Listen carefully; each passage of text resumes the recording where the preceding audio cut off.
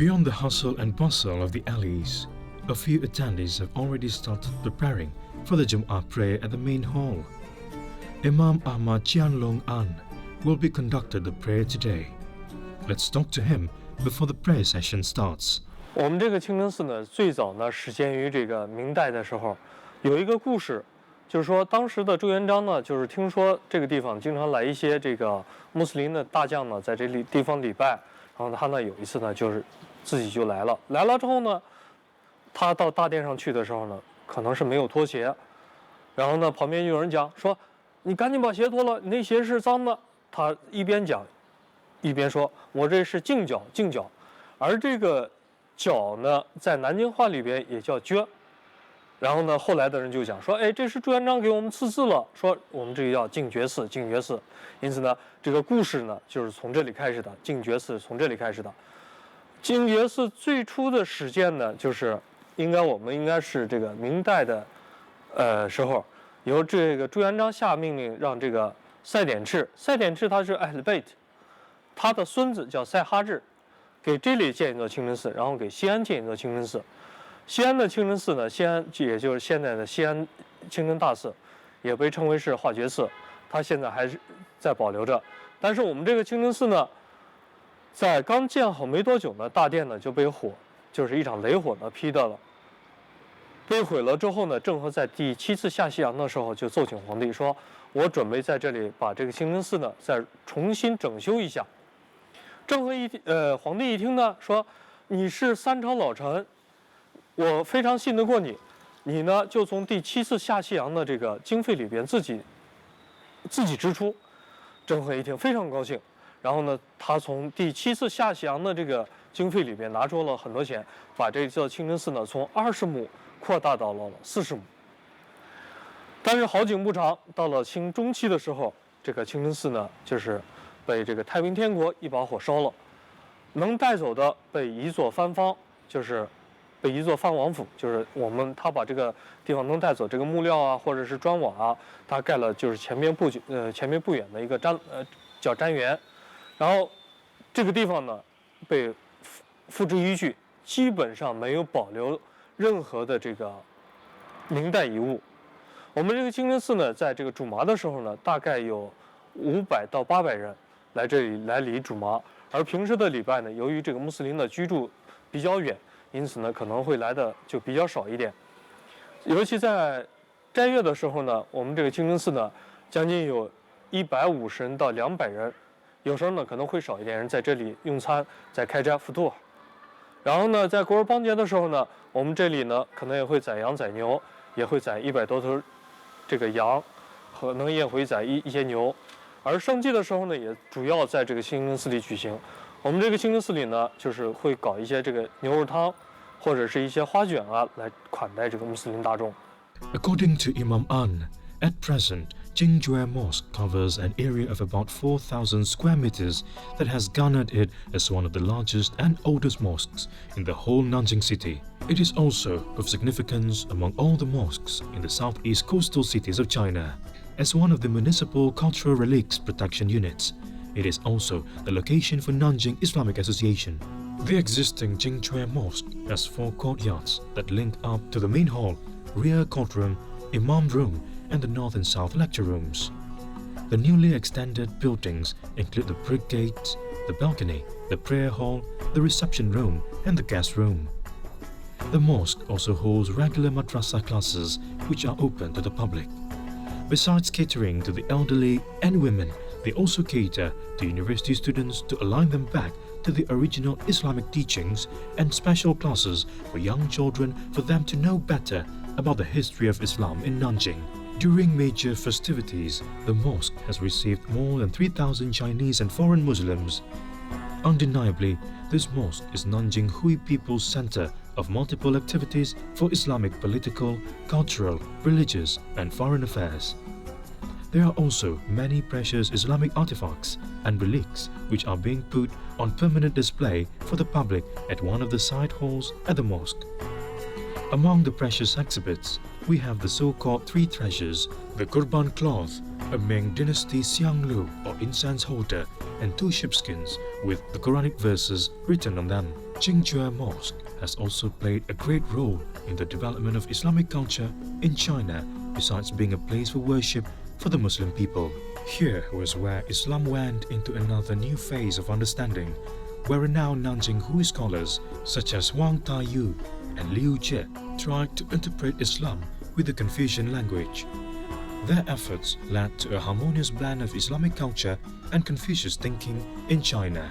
This also resulted in abundant literary works and books which are still being translated in the Islamic world. The resounding achievements of these scholars were being recognized, and epitaphs were erected in the mosque compound to commemorate their achievements by emperors of the Ming and Qing dynasties. One of the most significant epitaphs is the one best owed upon by Emperor Zhu Yuancheng, where he used 100 words to recount the life of Nabi Muhammad. This epitaph has been replicated in some of the mosques throughout China. Imam On brings up an interesting topic that to a foreigner's eyes there might be some confusion on how to distinguish a mosque from a Chinese temple, since they are mostly designed in the same Royal Chinese courtyard style. 因为我们这个就是尤其是在中国这个清真寺呢，它大多都是这个庭院式建筑或者是宫廷式建筑的。就比如说我们这个清真寺呢，它有一个非常独特的地方，就是叫有灵无当，有眼无珠。就比如说我们上面那个龙头，对，你看到没有？看到。那个是什么呢？是没有眼珠的。对。而且我们这个清真寺以前有铃铛的。对。铃铛是2个概念，有铃有当，外边的叫铃，里边的叫当。对。就是清真寺呢，它也许就是什么呢？您到一个比较生疏的地方，到了之后呢，您一听，哟，这块当当当在响，那肯定不是清真寺。对。而有铃呢，它不会响，因为它没有当，那么这肯定是清真寺的。对。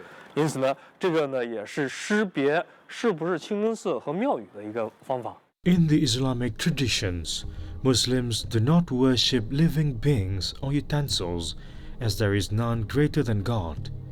Thus, mythical beings and utensils that are often portrayed as design motifs in Chinese architecture were often being amended to render them incomplete or inutile, so as not to create confusions to the visitors. According to Imam An, the scriptures on the tablets at the main prayer hall is a unique mix of the Chinese and Islamic culture. Several Arabic characters are grouped together to form singular patterns and placed vertically downwards along the column to be read like a couplet in the Chinese way. Such intentiveness further merges the 2 cultures together harmoniously. As we speak with Imam An, the Ahong of the JingJue Mosque, Ustaz Mat Ali, is conducting a reading of Tahlil at the reception hall for a visiting clan of a Hui Muslim family. Often performed during the holy month, the Tahlil ceremony is to remember loved ones, to pray and bless their souls to be at eternal peace. In China, traditional ancestor worship is done during the Qingming festival that falls in April of the lunar calendar. In the case of the Tahlil ceremony, the Hui Muslims' reverence for their loved ones takes on an additional solemn significance as a parallel echo to the Han Chinese traditions. The Muslims believe that during the holy month, heaven is closest to the earth and all the prayers will be answered promptly. Thus, they would hold more prayer sessions during the holy month in order to reap the most rewards from the Almighty for the sake of their loved ones who have passed on. All this are just part of what makes Ramadan such a meaningful occasion to Muslims.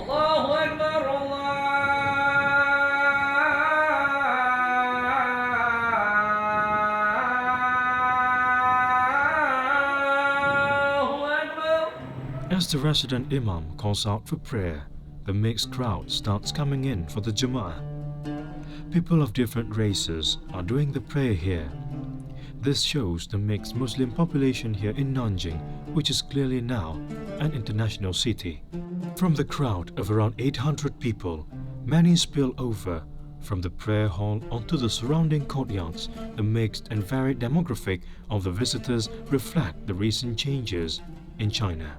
In recent years, there is a great intermigration among provinces where Muslims move away from the traditional heartland provinces to the new urban areas.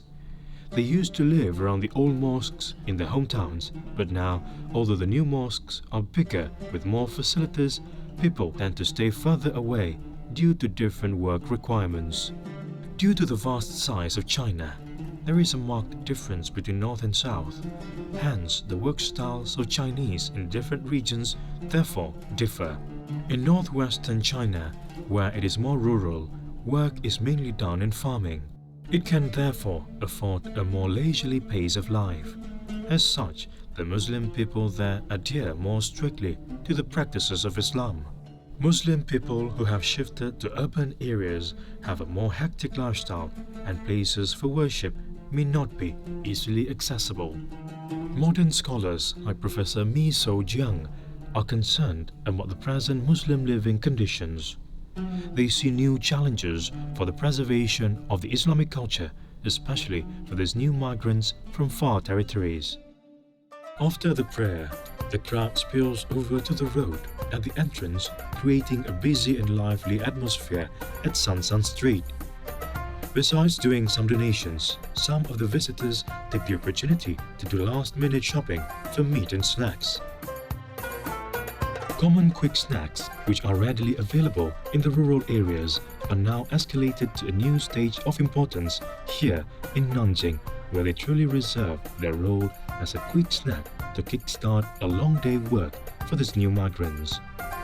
Among the snacks on sale, we can find sao bing, which is the staple breakfast choice for the locals here, for both Muslims and non-Muslims.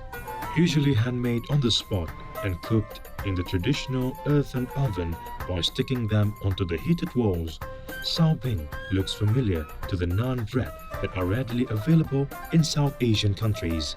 Coming up, we will savor the exquisite halal snacks of Nanjing that truly reflect a deeply embedded Islamic culture.